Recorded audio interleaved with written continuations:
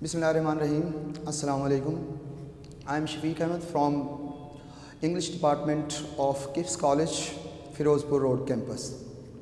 Today I am going to deliver a lecture related to second year English course novel in which we are going to cover chapter number 12. A novel title is basically Goodbye Mr. Chips, which is written by James Hilton. Students, in this chapter we will discuss three objectives which are our learning objective. First of all, we will analyze the concept of chapter number 12. After that, we will discuss in second part short question and then synonym, which are basically taken from past papers. Moving towards first part of our lecture or chapter. First part is related to our concept of chapter. But before analyzing chapter number 12, we should have some background about chapter number 11. Student, we have already studied that. We have learned that about chapter number 11, in which there arose a row between Mr. Chips and Ralston. Now, in chapter number 12 basically deal with the following these concepts. First of all, in this chapter, memories of Mr. Chips are discussed, which are related to the year of 1908 to 1940. 1908 to 1914's memories are discussed in this chapter.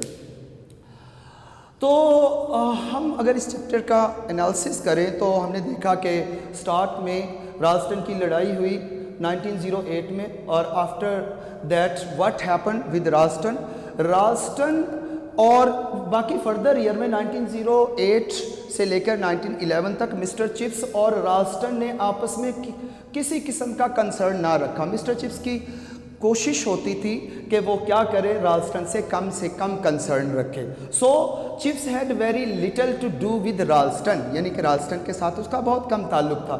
उसके बाद 1911 में क्या हुआ कि राल्स्टन left school, Brookfield 1911 में छोड़ जाता है राल्स्टन. और उसकी रीज़न क्या होती है, यहाँ पर दो रीज़न मैंने मेंशन की हुई हैं क्वेश्चन के लिए. Basically it's very important question ये है कि अक्सर उसने पूछा है कि what were the reasons of Ralston of leaving Ralston Brookfield school. उसने क्यों ब्रुकफील्ड स्कूल को छोड़ा था. सबसे पहले तो बच्चों ये है कि he wanted to improve himself, और इसको एक ग्रेटर पब्लिक स्कूल में हेडशिप ऑफर हुई. तो so to better himself he left Brookfield school. In addition to it he was basically defeated with the row in the row with Mr. Chips. इसीलिए उस रो में defeat की वजह से इसने गिल्टी फील किया, और जिसकी बेसिस पर इसने स्कूल को छोड़ना मुनासिब समझा. उसके बाद जैसे ही राल्स्टन स्कूल को छोड़ता है तो एक नया हेड आता है whose name was Chatteris. Very important and remarkable character of this chapter. काफ़ी दफ़ा क्वेश्चन भी पूछा है, who was the successor of Ralston. Mr. Chatteris was the successor of Ralston. ये उसका सक्सेसर होता है, यानी कि उसकी जगह लेता है officially as a head. Mr. Chatteris joined Brookfield in 1911 and he left he died in 1917. 1917 में ये डायबिटीज़ की वजह से इसकी डेथ हो जाती है, जो कि हम लोग नेक्स्ट चैप्टर में पढ़ेंगे. लेकिन इसकी पर्सनालिटी के हवाले से काफ़ी दफ़ा क्वेश्चन पूछा गया है कि राल्स्टन की पर्सनालिटी, जो चैटरिस है उसकी पर्सनालिटी कैसी थी. इसके बारे में कुछ मैंने बच्चों पॉइंट लिखे हैं, आप लोग इन पॉइंट्स को कवर कर सकते हैं. अगर आपसे पूछे कि write a note on Ralston personality या what type of person Mister Ralston was, इस किस्म के आप लोगों से क्वेश्चन पूछे जाएंगे तो आप लोग इनको एलेबोरेट कर सकते हैं. First of all his age was 34 years. Even he was younger than Ralston. Ralston की एज हमें पता है कि 37 थी जब उसने ज्वाइन किया था, लेकिन इसने जब ज्वाइन किया तो इसकी एज जो 34 ईयर्स थी. ही वॉज वेरी ब्रिलियंट, बड़ा ब्रिलियंट था ये, मॉडर्न भी था ये भी राल्स्टन की तरह. और इसी तरह मिस्टर चिप्स के साथ बड़ा फ्रेंडली, ओवरऑल भी ये बहुत फ्रेंडली था comparatively. He was very sympathetic, बड़ा काइंड और सॉफ्ट किस्म का शख्स था. और he accepted the situation in Brookfield wisely and courteously. Brookfield की जो सिचुएशन थी उसको क्या किया इसने, उसको एक्सेप्ट कर लिया था. और mister chips also liked him. Mister chips भी इसको पसंद करता था. तो ये इसकी पर्सनालिटी के बारे में अगर पूछा जाए तो आप लोग आगे लास्ट में ये भी आप ऐड कर सकते हैं कि he died in 1917 due to diabetes, जो कि नेक्स्ट चैप्टर में गिवन है. तो student after that 2 years later, 2 साल के बाद in 1913 Mr Chips disease got severe situation. वो काफ़ी सीवियर ब्रोंकाइटिस उसको पहले से ही था, लेकिन 1913 में कुछ ये ज़्यादा सीवियर हो गई. चनाचे मिस्टर चिप्स को जो ब्रोंकाइटिस की जो डिजीज़ थी उसके सीवियर होने की वजह से मिस्टर चिप्स विस्बैडन में गया. विस्बैडन जर्मनी, सेंट्रल जर्मनी का एक टाउन कह लें, सिटी कह लें. वहाँ पर अब चिप्स किस पर्पज़ के लिए गया था, क्योर के लिए गया था, ये हम लोग आगे पढ़ते. तो 1913 में जब मिस्टर चिप्स वापस आया तो ट्रीटमेंट के लिए जब अपने वापसी पर मिस्टर चिप्स से रिटायर हो गया, उसने फैसला किया कि मुझे रिटायर हो जाना चाहिए. और इस तरह से जब मिस्टर चिप्स रिटायर हुआ तो he was also given a farewell party. उसको फेयरवेल पार्टी भी दी गई थी 1913 में. इसके अलावा प्रेजेंटेशन वगैरह दिए गए थे जो हम लोगों ने फर्स्ट चैप्टर में भी पढ़े हुए कि मिस्टर चिप्स को, सॉरी सेकंड चैप्टर में हमने पढ़ा कि मिस्टर चिप्स को एक राइटिंग डेस्क दिया गया था, वॉल क्लॉक और चेक दिया गया था. इसके अलावा उस फेयरवेल पार्टी में मिस्टर चिप्स ने एक फेयरवेल स्पीच भी डिलीवर की थी. तो इसके हवाले से अक्सर क्वेश्चन बन जाता होता है, बहुत दफ़ा क्वेश्चन पूछा what happen with Mister Chips in 1913, या फिर वो पूछ लेता है कि why did Mister Chips go to Wiesbaden in 1913. 1913 में मिस्टर चिप्स विस्बैडन क्यों गया था. तो आगे चूँकि मैंने आपको बताया कि 1913 में क्या हुआ, रिटायर हुआ मिस्टर चिप्स क्योंकि उसकी ब्रोंकाइटिस की डिजीज़ ज़्यादा सीवियर हो गई थी. इसके अलावा ये विस्बैडन गया था, इसको फेयरवेल पार्टी दी गई जिसमें मिस्टर चिप्स की फेयरवेल स्पीच थी. तो ये इवेंट थे 1913 के. एक इम्पोर्टेंट क्वेश्चन है. अब यहाँ पर चैप्टर में गिवन है कि मिस्टर चिप्स रिटायर होने का डिसीजन क्यों लिया था. उसके सबसे पहले तो एक हेल्थ इशू गॉट सीवियर, उसका जो हेल्थ इशू था वो सीवियर हो गया था. इसके अलावा मिस्टर चिप्स ने कंसीडर किया कि ये जो 65 ईयर की एज में, ये ऑलमोस्ट 65 ईयर की एज में रिटायर हुआ, तो ये काफ़ी एक राइप एज है 65 ईयर्स. तो इस तरह से इसने कहा कि अगर मैं फर्दर बच्चों के साथ या स्कूल में हैंग ऑन रखूँगा खुद को तो ये अनफेयर होगा स्टूडेंट्स के साथ. चनाचे इसने फिर डिसाइड किया कि अगर मैं अपनी ड्यूटी डिसेंटली नहीं परफॉर्म कर सकता तो आई शुड रिटायर, मुझे रिटायर हो जाना चाहिए. In this way mister chips retired in 1913. और एक और भी रीज़न थी मिस्टर चिप्स ने इस फैसले को क्यों लिया था. राल्स्टन के साथ जब उसका रो हुआ था तो राल्स्टन ने इसको बड़े प्लेन वर्ड भी इसके अगेंस्ट किए थे. इसने डिफरेंट जो एलिगेशंस थी तो वो एलिगेशंस राल्स्टन की जो थी उन्होंने भी मिस्टर चिप्स को आम तौर पर मेंटली तौर पर उसको इफ़ेक्ट किया था. जब मिस्टर चिप्स रिटायर हुआ, मैंने अभी बताया उसको एक पार्टी दी गई थी.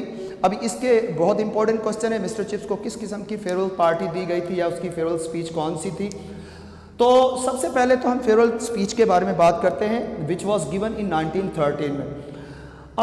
It had many jokes and Latin quotation. इसमें बहुत से जोक थे और लातीनी की कोटेशन थी जो मिस्टर चिप्स ने रेफर की थी वहाँ पर.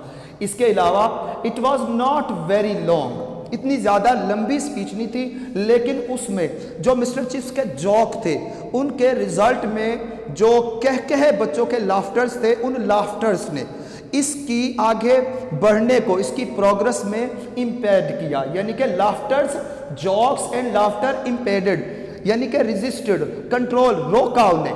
तो उन्होंने रोका इसकी प्रोग्रेस को, आगे बढ़ने को. इसलिए ये पहले की निस्बत ये 3 गुना ज़्यादा, 3 टाइम मोर लॉन्ग हो गई थी.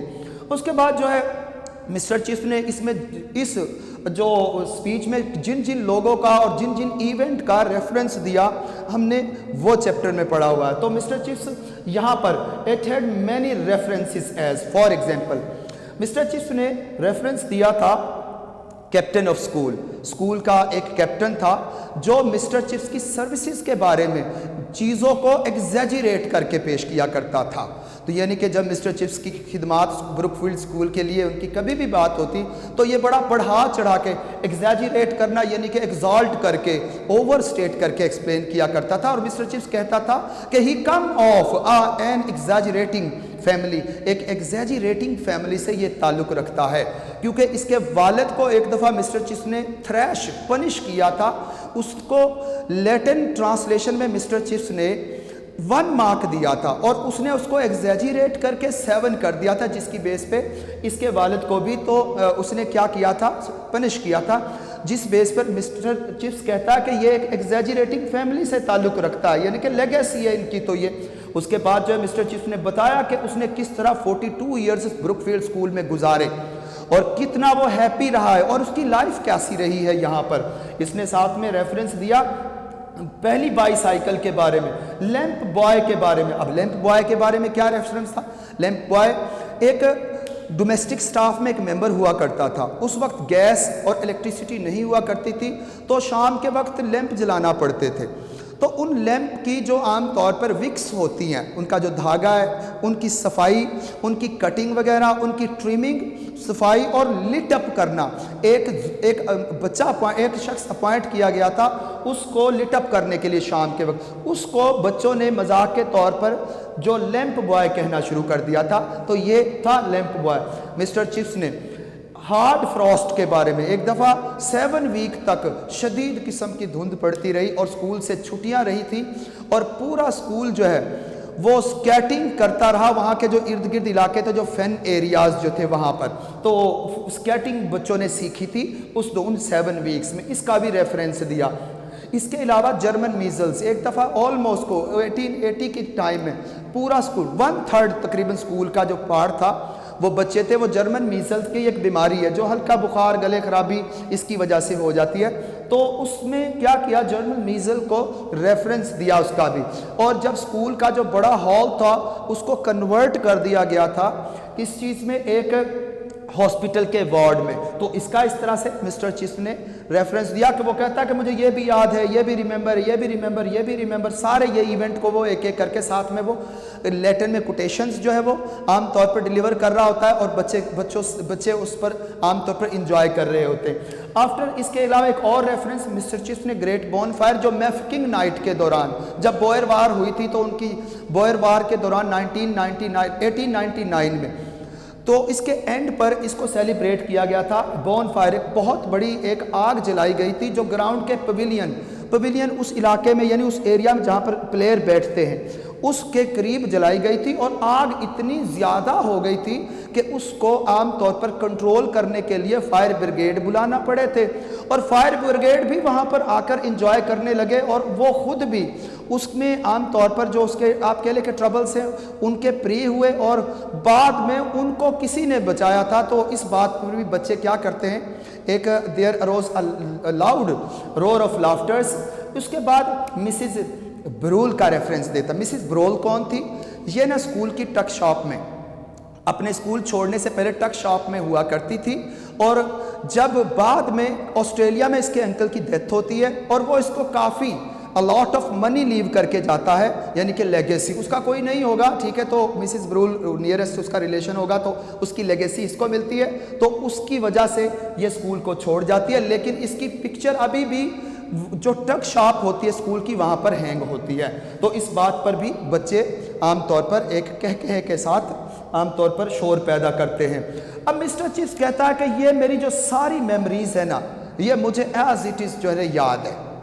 कभी कभार तो मैं सोचता हूँ कि अगर सपोज के मैं इनको लिख लूँ, तो हमने पहले चैप्टर नंबर 9 में पढ़ा भी था कि भी मिस्टर चिप्स कई दफ़ा चाहता है अपनी मेमोरीज़ को लिखना, लेकिन दो उसको ट्रबल्स होती हैं कि भाई वो मेंटली आम तौर पर वो डिस्टॉर्ट हो जाता है।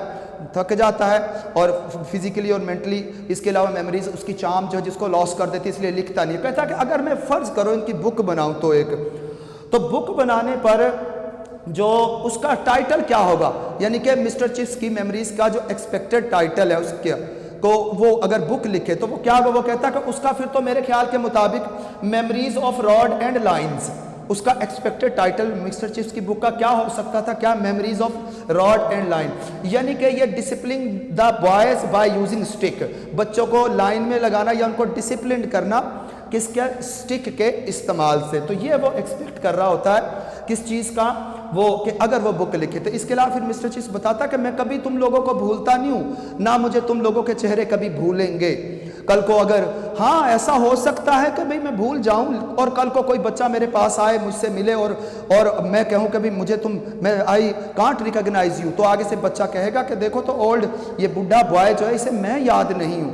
अब जैसे देखे तुम लोग मेरे लिए छोटे ही हो, तुम कभी मेरे माइंड में ग्रो अप नहीं करोगे।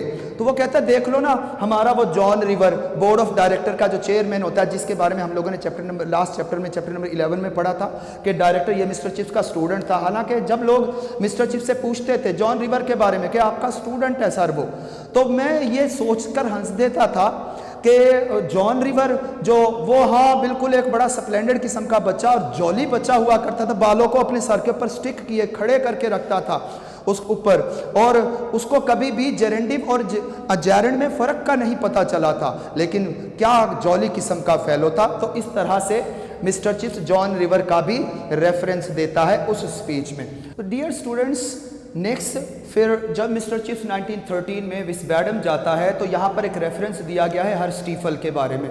हर स्टीफल एक बड़ा स्प्लेंडेड कैरेक्टर है, काफ़ी दफ़ा पेपर में भी पूछा गया कि हर स्टीफल कौन था। Herr Stiefel was a German teacher at Brookfield, ये एक जर्मन टीचर था ब्रुकफील्ड में और ये जर्मन लैंग्वेज पढ़ाया करता था। तो ये मिस्टर चिप्स से इसके बारे में कुछ characteristic, he was German teacher at Brookfield, he was 30 years junior to Mr Chips, मिस्टर चिप्स से एक्सपीरियंस में ये 30 साल छोटा था। इसके अलावा लेकिन छोटा होने के बावजूद एक्सपीरियंस में both of them got very friendly, बड़े दोस्ताना हो गए थे ये आपस में। आप इसका रेफरेंस दे दीजिएगा। और इसने आगे हम लोग चैप्टर में पढ़ेंगे कि कुछ और डाटा जो मैंने यहाँ पर लिख दिया आपको, ताकि अगर ये क्वेश्चन आए तो इस क्वेश्चन के मुताबिक आप मेंशन कर दीजिएगा। इसने ब्रुकफील्ड में बहुत से दोस्त बनाए थे and he also became very popular, और ये काफ़ी ज़्यादा मशहूर हो गया था। और जब मिस्टर चिप्स बीमार हुआ था और वो जब विस्बेडन गया था तो मिस्टर चिप्स ने इसके घर पर लॉज किया था, लॉज मीन स्टे किया था। तो मिस्टर चिप्स ने इसके घर पर स्टे किया था जहाँ पर ये काफ़ी ज़्यादा फ्रेंडली हो गए थे। लेकिन बाद में जब फर्स्ट वर्ल्ड वार हुई तो फर्स्ट वर्ल्ड वार में ये छोड़कर चला गया था ब्रुकफील्ड को, ये क्योंकि जर्मनी की तरफ से इंग्लैंड के खिलाफ लड़ा था और इसकी डेथ भी हो जाती है। हम अगले चैप्टर में पढ़ेंगे कि जब मिस्टर चिप्स जो चैपल के बाद उन बच्चों उनकी ऑटोबायोग्राफीज पढ़ता है तो एक जब इसका नाम आता है तो इस पर बड़ा ऑब्जेक्शन होता है कि ये तो हमारे मुल्क के खिलाफ लड़ा था।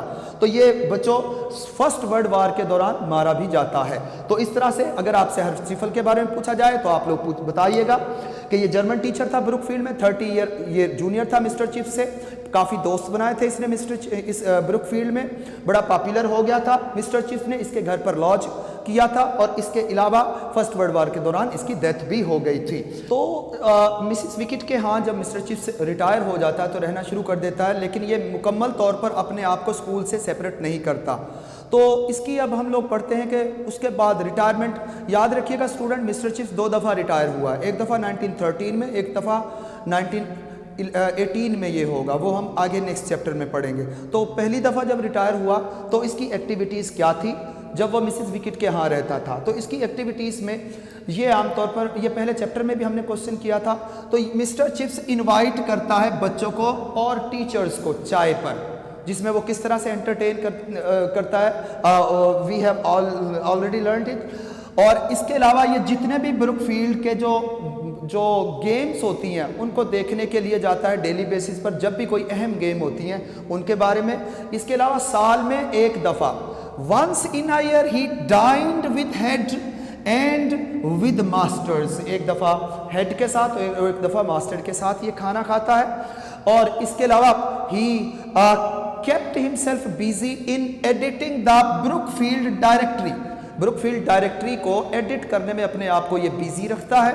इसके अलावा he also accepted the presidency of old boys club, जो पुराने एल्यूमिनी होते हैं ब्रुकफील्ड के, उनका एक क्लब था, तो उसको वो क्या करता है, उसकी प्रेसिडेंसी को भी एक्सेप्ट कर लेता है, उसका प्रेसिडेंट भी ये मिस्टर चिप्स बन जाता है। और फिर ये डिनर्स पर जाता है लंदन में। He also went to London for dinners. After that he also write his occasional letters, ये अपने जो ओकेजनल लेटर्स होते हैं उन्हें भी लिखता है, जो कि आमतौर पर इसकी एसेस के से कंसर्निंग होते हैं। इसके अलावा द टाइम न्यूज़पेपर को डेली थॉरोली पढ़ता है ये जो। इसके अलावा मिस्टर चिप्स क्या करता है, बहुत सी डिटेक्टिव नावल जिनका वे he was very fond of reading detective novels. हमने अब पहले पढ़ा हुआ है ये कि वो मिस्टर चिप्स चैप्टर नंबर 3 में कि detective novels, inspector French, doctor Thorndike, उनसे रिलेटेड ये क्या करता है, डिटेक्टिव नावल्स पढ़ता है। सो स्टूडेंट बेसिकली ये चैप्टर के कॉन्सेप्ट थे।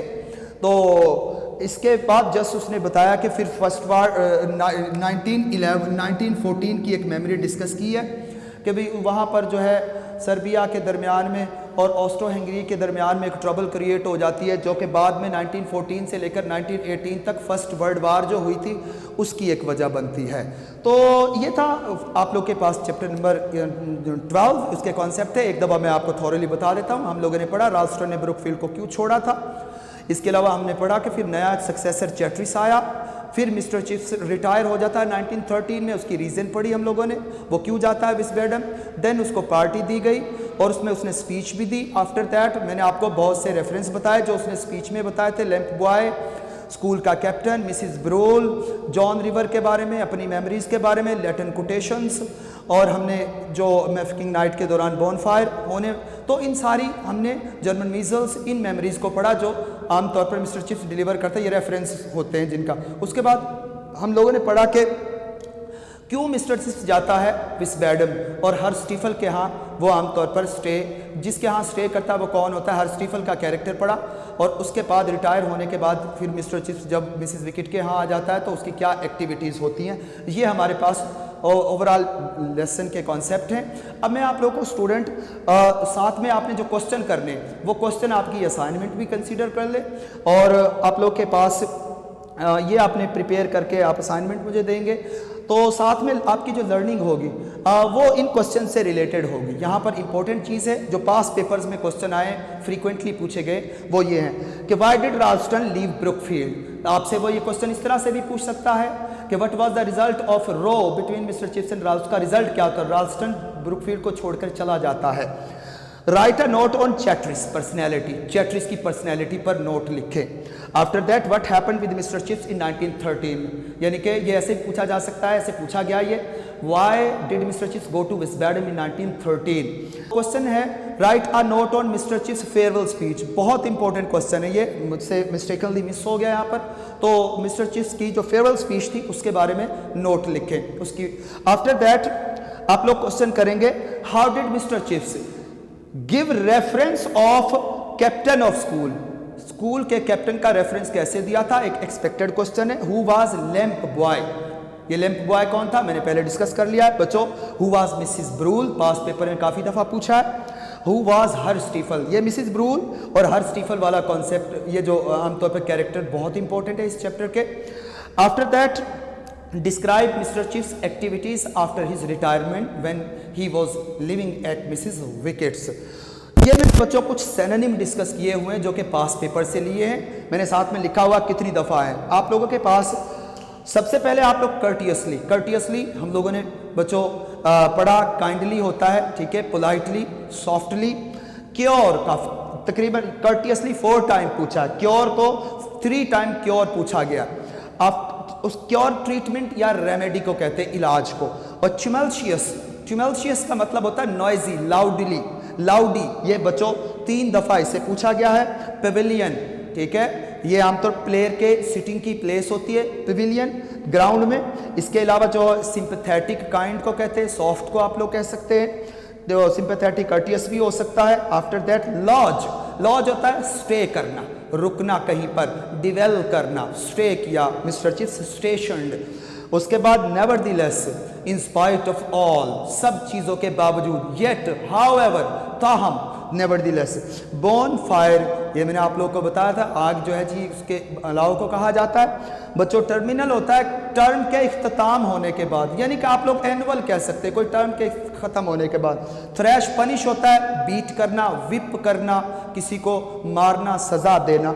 ट्रिम का मतलब था प्रोनिंग करना, सफाई करना, किसी चीज़ की कटिंग करके सफाई करना ट्रिमिंग होता है। डिटेक्टिव हम लोगों ने पहले भी चैप्टर में पढ़ा, स्पाई से रिलेटेड होता है, कोई सिक्रेटिव कह सकते हैं आप लोग, पेपर में एक दफ़ा ये सिक्रेटिव आया था। उसके बाद आप लोग regrettable, objectionable, deplorable, deplorable paper में आया एक दफ़ा ये।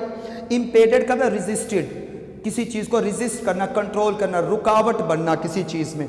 और स्वेर, स्वेर, सीवर का मतलब होता है सेपरेट करना, आइसोलेट करना। This is all from my side dear students.